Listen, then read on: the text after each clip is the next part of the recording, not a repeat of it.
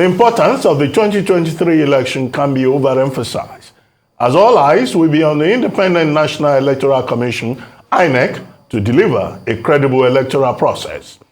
INEC's National Commissioner and Chairman of its Information and Voter Education Committee, Dr. Festus Okoye, has clarified a story by a national newspaper attributed to him that results of next year's general elections will be collated manually. Despite the legislation on electronic transmission of results, Okoye stressed that the electronic transmission of results has come to stay. It adds to the credibility and transparency of the process when citizens follow polling unit level results on the INEC result viewing portal in real time on election day. There will be no change or deviation in subsequent elections, he said. Joining us on this show this morning as we discuss the electronic transmission of results is Samson Itodo, a lawyer and founder of Yaga Africa. Welcome to the morning show, Samson Itodo. Thank you for joining us. Good morning. A very good morning to you, and it's great to be here. Thank you very much. Well, quickly, there was this controversy over the weekend about INEC saying results will be transmitted manually. But Dr. Festus Okoye, the INEC Electoral Commissioner, said it was misinterpreted. But within the purview of the law, Section 47, Section 50, subsection 2, in addition to Sections 60, 62, and 64 of the same Electoral Act, that INEC has the discretion to determine the mode of transmission. But that what is in the law is that there will be manual collation of results at the polling booth, which will then be electronically transmitted. And there should be no fears that INEC is going to deviate from what has been tested in Ekiti and Osun State off-cycle elections. What's your reaction? Do you think that that clarification is adequate? Well, thank you very much, and good morning to everyone. This controversy reinforces three things. First, Nigerians are prepared to hold INEC to account to higher and greater standards in the management of the 2023 elections. That's one. Two, INEC needs to be clear with its communication in the build-up to the 2023 election because it might dampen and impugn public confidence if it's not clear, first with its interpretation of the provisions of the Electoral Act, as well as its communications with the Nigerian people. And if INEC is communicating to the Nigerian people, it must inspire confidence and create no room for ambiguity or confusion. The third is the responsiveness of INEC and how INEC responded by providing the clarification on this particular issue. The truth is, Dr. Abati and Rufai, the 2022 Electoral Act is very clear. There are two modes of results management in the Electoral Act. The first is the manual process, and this manual process entails four key actions. The first one is the counting of the votes. Because we vote manually and not electronically, the ballot papers cast at the polling units need to be counted, and that process is a manual process. The second manual activity is the recording of the votes on prescribed forms. And in this case is the form EC8A, form EC8B, form EC8D, C, and D. Those votes need to be recorded manually on those forms. The third level is the signing of those forms by party agents as well as the INEC officials, because the results sheets are required to be signed by both the INEC official and stamped by the presiding officer as well as the party agents. And then the last bit is the physical delivery of those results from the polling units to the ward collation level and to the other levels of collation. The second approach in the resource management value chain is the electronic transmission of results. And this entails, one, the recording of the accreditation data as well as the transmission from the polling units to the INEC results viewing portal. So the law actually conceptualizes both electronic and manual processes in the management of the results. What Nigerians should be worried and concerned about are three things. One, that the Act actually provides that where there is a dispute between a manually transmitted and an electronically transmitted result in section 64, that the one transmitted electronically will take precedent over the one transmitted manually. Now, what happens is this, and what Nigerians should be mindful of, is once a result sheet, the image of a result sheet has been taken by the BVAS on election day and uploaded on the portal, that particular result is final. Therefore, what we need to do is to ensure that the results, being transmitted from the polling units are the original results. So if a false result sheet, the image is taken by the BVAS and uploaded on the portal, then that particular result is the one that will take precedence. So we need to focus attention at the polling units, ensuring that the image of a result sheet that is taken is the accurate and the original result for that polling unit. The second level is the law says INEC should transmit the accreditation data from the polling unit electronically. Now, what we have seen in the last couple of elections is only the results sheets are uploaded on INEC's result viewing portal. The accreditation data is yet to be transmitted, and published on the INEC election results viewing portal. So INEC needs to ensure that in the 2023 election, that the number of accredited voters for each polling unit is also transmitted from the polling units to the INEC results viewing portal, because that serves as a check on the results management process. The third level is the fact that the law provides that the collation official must verify and confirm that the result presented to him at the collation level is correct and is consistent with the results transmitted from the polling unit.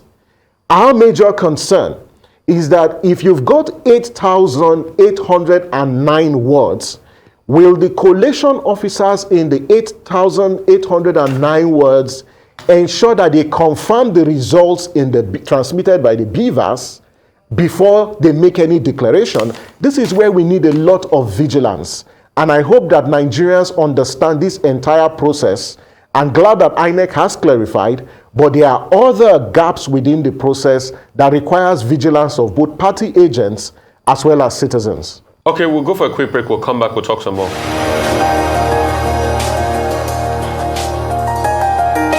Right, welcome back. We still have Samson.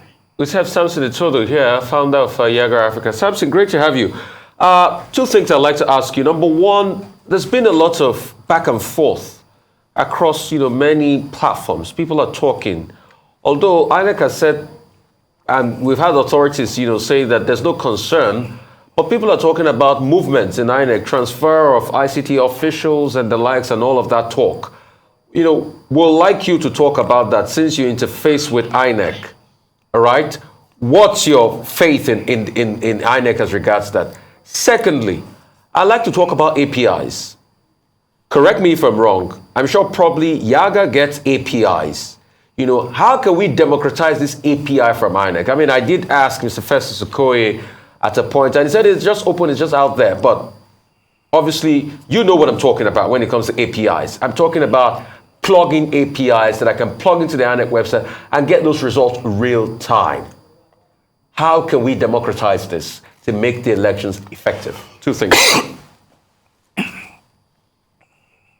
Well, on the first point you made about movements in INEC, I think as civil society, we've expressed our concerns about the composition and the constitution of INEC's leadership. Clearly, there is an attempt by the political class, to assault INEC independence, to capture INEC, as the case may be, and this is exemplified in the way the appointments into INEC has been managed. You look at the resident electoral commissioners, that have been appointed by the president, and what you clearly see are individuals, that have political affiliations, both biological to key political actors. You also see the list replete with individuals that have been indicted for all forms of corruption. And I'd say that for some individuals who are on the list, for resident electoral commissioners, they don't meet the constitutional test of integrity, of impartiality, and individuals with impeccable character. And that is disturbing. And we hope that the Senate will properly scrutinize these individuals who have been nominated as resident electoral commissioners. I think that with respect to redeployments in INEC, well, the commission is in a better position, to explain to Nigerians the rationale.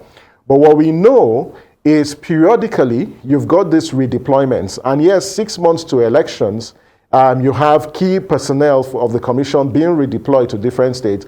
I think the commission is in the best position, to make this, to provide those explanations. Although the planning and the preparation, the budget for the elections, I'd say that the procurements for the elections have been at advanced stage.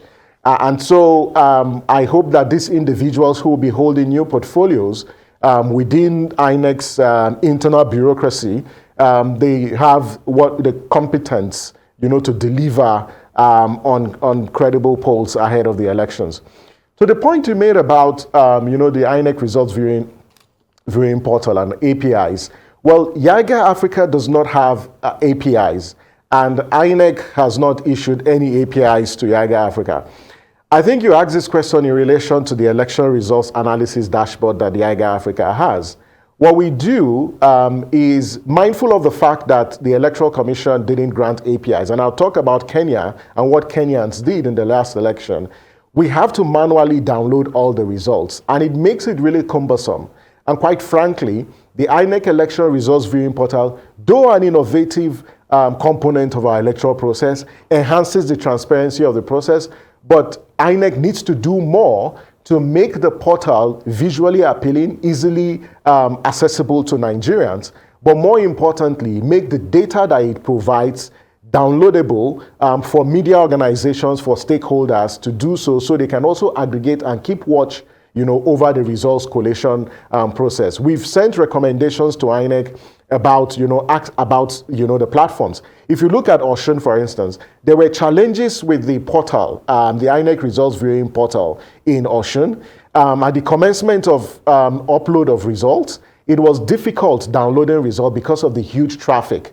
And so there are questions on, INEC server, the bandwidth, that it's provided. And one of the recommendations we provided to INEC is you need to set a timeline for when people can establish, accounts, on the INEC results viewing portal. So the amount of bandwidth that you provide for organizations to download those results.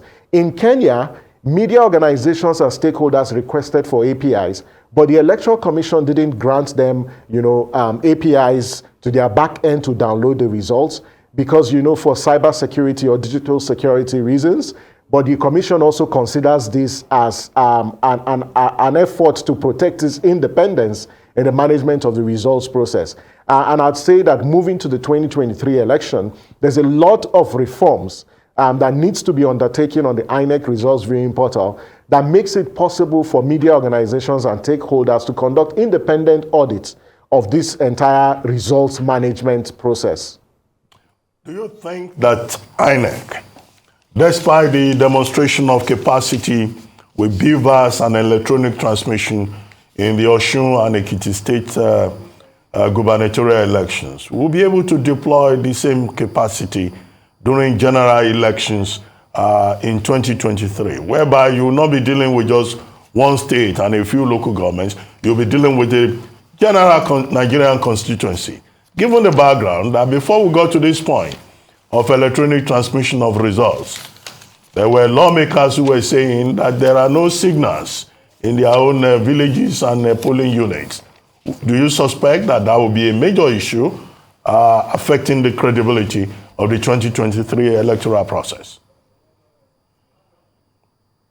Absolutely. I think it's a major issue. As much as we express optimism with the level of INEC's preparations, it's cautious optimism. And this, is drawn from, just recent history. And I've just mentioned that you can have over 200,000 BVAS deployed across the country. The fundamental question is at the collation level, at the ward collation level, where is the weakest? Even though the law makes provision that collation officers must refer to the BVAS and the results transmitted electronically and ensure they are correct and consistent with the results before declarations are made. The big question is, will the collation officers in a national election with 8,809 wards ensure compliance with that? There's always situations where human discretion and compromise actually comes in at that level. So this aspect about monitoring and diligence and ensuring compliance is one of the concerns that we have expressed. And INEC needs to, on a daily basis, ensure Nigerians that they are able to monitor compliance across board. And before that, also the recruitment of the collation officers. Who are those collation officers that will be managing the ward collation at different levels? The technical assistants that will be deployed to the ward level to ensure that there is verification, or even polling agents. And Dr. Abati and Rufa, you know that we've seen cases in elections where party agents and observers and even media organizations are protected or prevented from accessing collation centers. So how do we ensure that this does not stop? It goes beyond INEC. It goes even to the president in ensuring that there's a level playing field for all political actors, that INEC has the independence that it requires, but also ensures that there's cooperation and support from the security agencies. The second critical issue with respect to INEC competence in relation to this technology, it's about, digital or technology penetration. Are there blind spots in the country? Yes, there are blind spots in the country. Are there mechanisms within the guidelines and the manuals, to address that? Yes. And what the guideline says, in the event that in a particular polling unit, there is no network coverage, at the end of the polls, the presiding officer and party agents will move to locations where there are network and then transmit the transmit the result. What we need to urge Nigerians, like we saw in Itodo and other elections, is if you're in a polling unit where the presiding officer says that there is no network to transmit, follow the presiding officer and the materials to the location and ensure that the results that is uploaded is the actual and the original results and not another result or a falsified result. It's going to take a combination of citizens' vigilance, of INEC's determination to deliver credible elections, but also media and different stakeholders to ensure that the entire process is free, fair, and credible. All right, Samson, I get taken aback, when we make these arguments about APIs again. Because if INEC doesn't have a robust technological interface, then they should invest in it. Cybersecurity should not be a reason for not being able to give the media API. They should create firewalls. And they should do all of that. So I'm even more shocked about this election process. Now you're telling me about the inadequacies that you guys have to download and things like that. I mean, what can be done? Because people need to follow this real time. And if you're downloading, it's not real time. And secondly, the case you cited just now, that people should follow, these polling officers and the likes, was exactly what happened in Osun, one of the polling units, that the person, the polling officer said, oh, I have no data to transmit. I think they even had to give the person data. What is INEC doing to avert things like that? Because we just need these elections to go well and be credible. Well, I think some of these questions are questions that INEC can respond to. But I think on the point about APIs, what happens is the results uploaded on the IREV are uploaded as PDF files, and they are downloaded as PDF files. Now, it is easier to upload the results, but it's more challenging, to download the results, either because of the traffic. And these are reviews and reforms that INEC, needs to undertake before the elections. The IREV has only been deployed in off-cycle elections and not deployed for national elections. You know, we have over 176,000 polling stations. So you expect that on February 25th, 2023 and March 11th, we're going to have results from the 176,000 polling stations uploaded on the result viewing portal. What is INEC doing about the servers that it's providing for the elections? I want to believe that INEC will definitely increase the bandwidth of its servers, but INEC needs to conduct a mock test. Yes. To ensure that, you know, the servers are able to take this result from this number of polling stations. The second, INEC needs to ensure that the results collated at the ward level are also uploaded on the portal. What you have now, it's only the Form EC8As, which are the results from the polling units. When it goes to the ward level collation takes place. INEC needs to also upload that particular result on the portal. That would require, you know, another server. And I think that if over 40% of the election budget is committed to electoral technology, then INEC has what it takes, you know, to provide, you know, the technological infrastructure that can cater to these technological demands because of this electronic transmission of results. I don't want to believe that we, as a nation, we don't have the capacity to do so. INEC needs to do that, and stakeholders need to constantly place the demand on INEC to deliver, because the thresholds for measuring the credibility of this process are already set by the Electoral Act, and full compliance is necessary. The transmission of the results, ensuring its openness, and members of the public having access, and not just access, but quality access, because there are certain principles, what we call the open election data principles, that the IREV needs to meet. And the first one is that point about accessibility, about the granularity of the data, but also whether the platform has the visual appeal that will, you know, make citizens who visit the platform understand and appreciate the results that are being uploaded on the portal. But I would also insist that it's important that INEC also transmit the accredited data from the polling units. In Kenya, because the KIMS kit and the presiding officers in Kenya were required to transmit, you know, the accreditation data using their own technology, the Electoral Commission, before results collation ended, were able to announce to the country the level of turnout.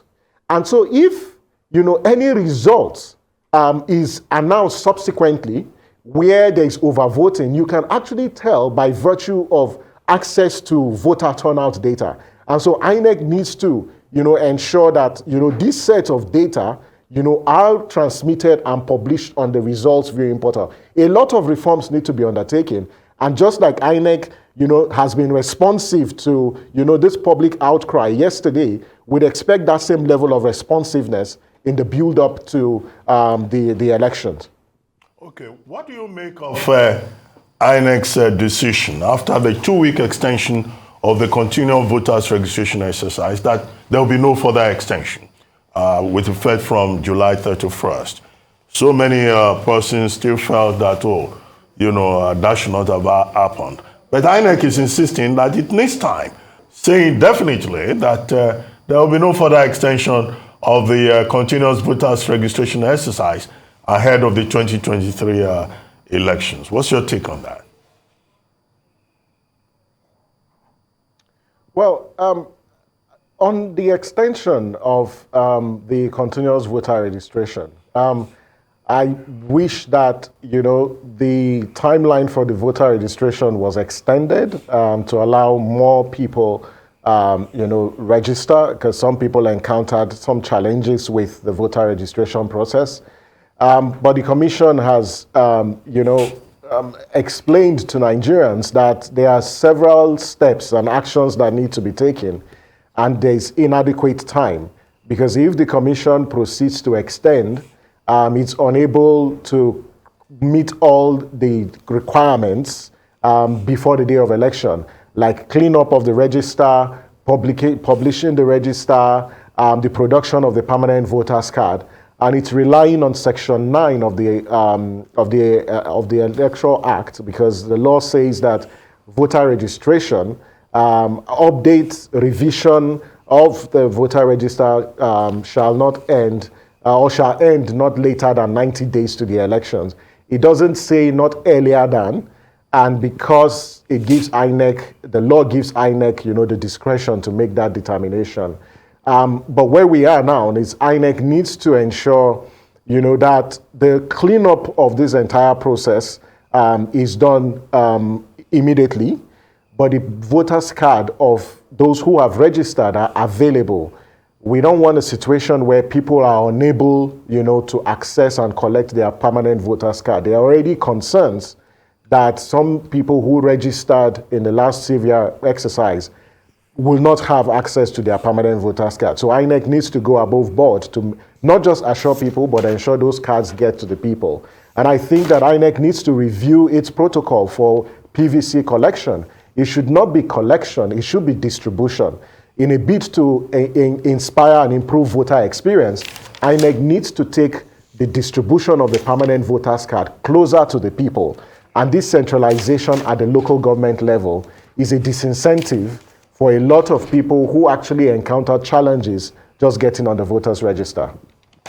Well, thank you very much, Samson Itodo, for your insights. Thank you very much indeed.